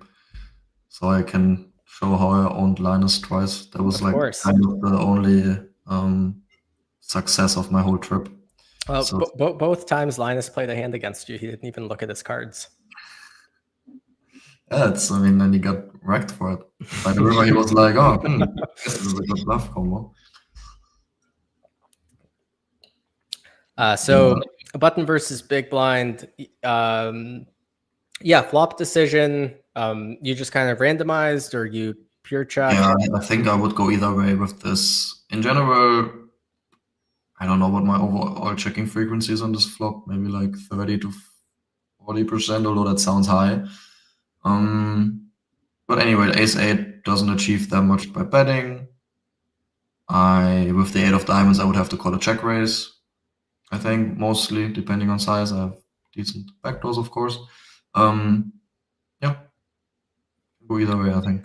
Yeah, sounds right. And I think versus good players, the decisions are kind of literally that. And versus weaker players, you might really try to find like the optimal thing, but you should just be mixing versus good players. Turn decision. Are you checking again sometimes, or do you think your hand's just like always good and worth a bet and probably another bet? What are your thoughts here? There's certainly some 8x that we want to consider checking again with, maybe like check 8, queen 8, and maybe even ace 8, blocking the backdoor flush draw. But no. I think even in theory, our hand wants to bet pretty much always, but I'm not confident. either way, I think population is not balanced enough with their 10x because he is perceiving me to play the spot relatively straightforward and not too tricky. So 10x just goes for value, I think, and I'm just very confident that I have the best hand here against the majority of population, also against him.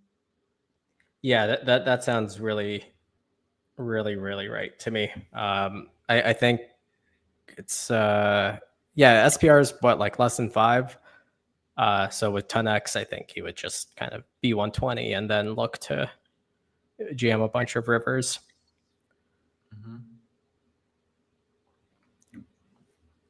Yeah, he didn't think much about calling here.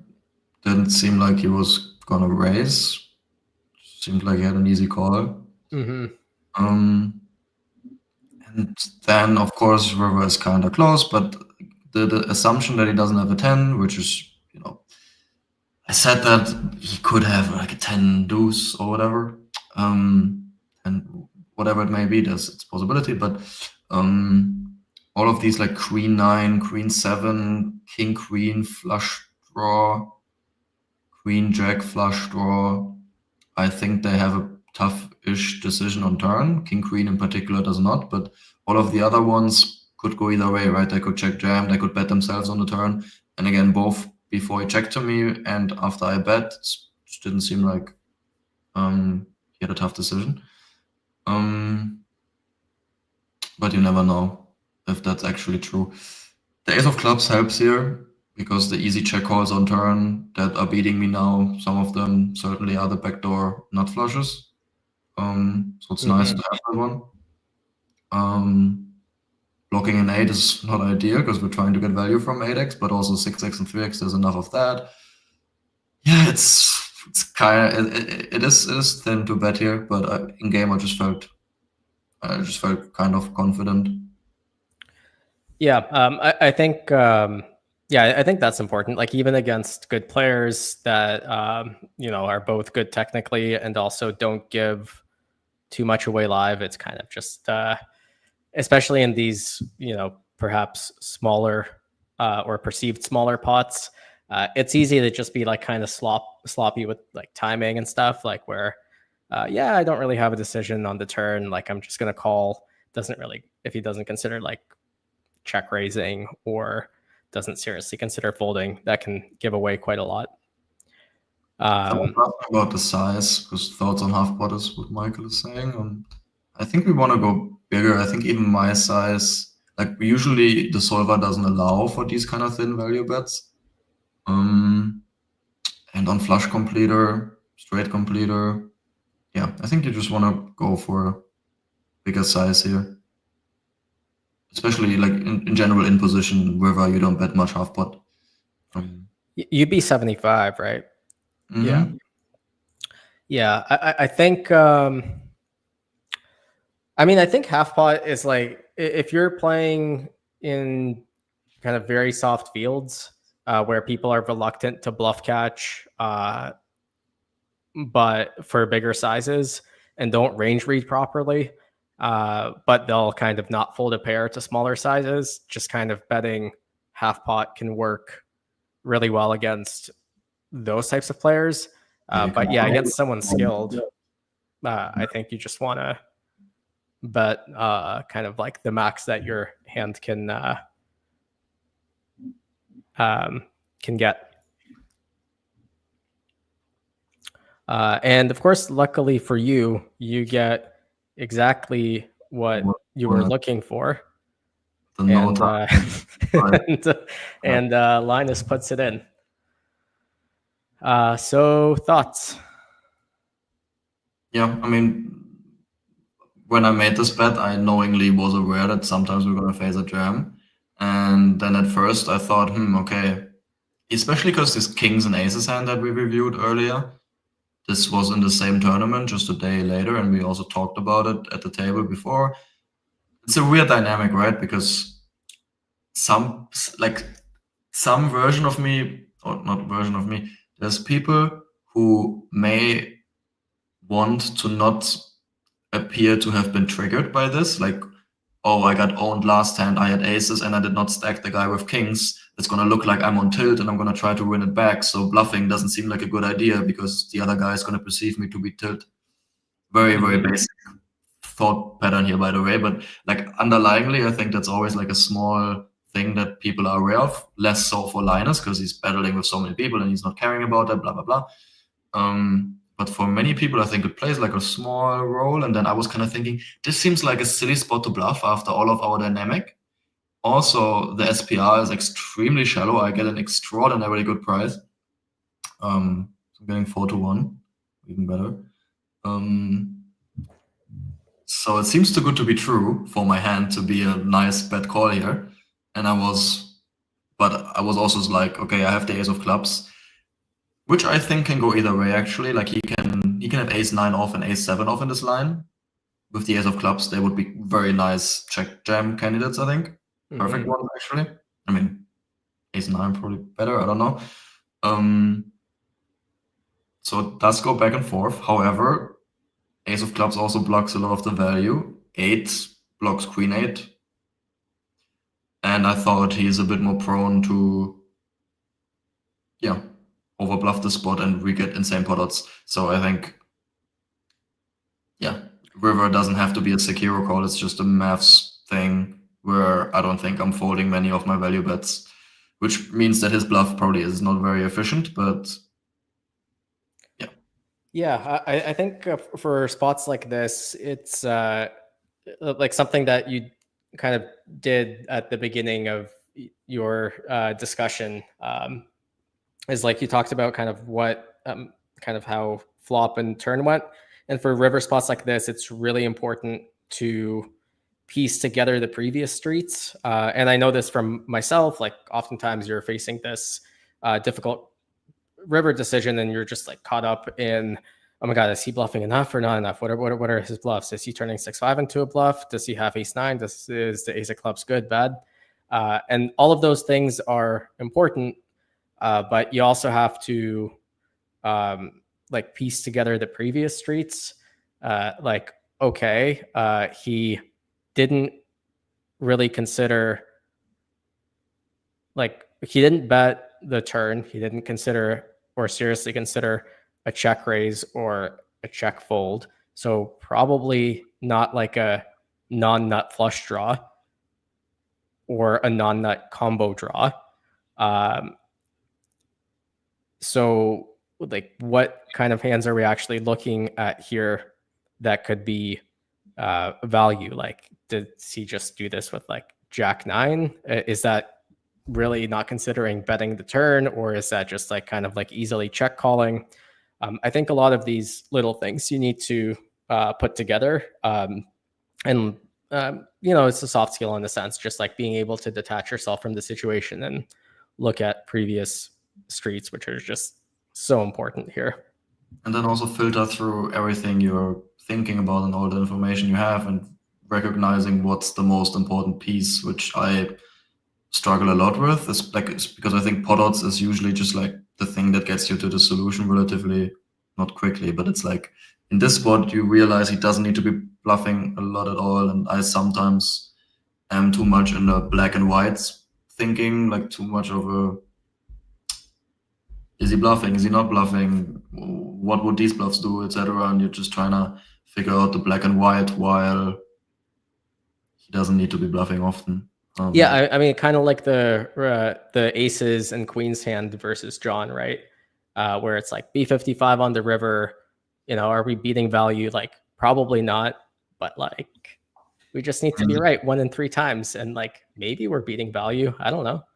Yeah, and still is like the sickest, best, most important skill for poker players to acknowledge when someone is just not bluffing in a spot and you get to correctly hero fold. But in fields like these, it's very important to be highly aware of these small mechanics. Yeah, and I think most of the guys that we play against, they're definitely capable of finding a bluff in almost every spot. And Linus had Jack of clubs 6. So nice try. Yeah, nice try, buddy. Not on this stop. Nope. All right. Yeah, I think that does it for this one. Yeah, thanks everyone for joining. Again, this will be the last free webinar, but we will continue doing them, and you can subscribe to future ones on GTO Lab. Yeah, good luck with that. It's fun to interact with you in the chat too. Keep those coming when you do decide to subscribe. See ya. All right. Thanks, everyone.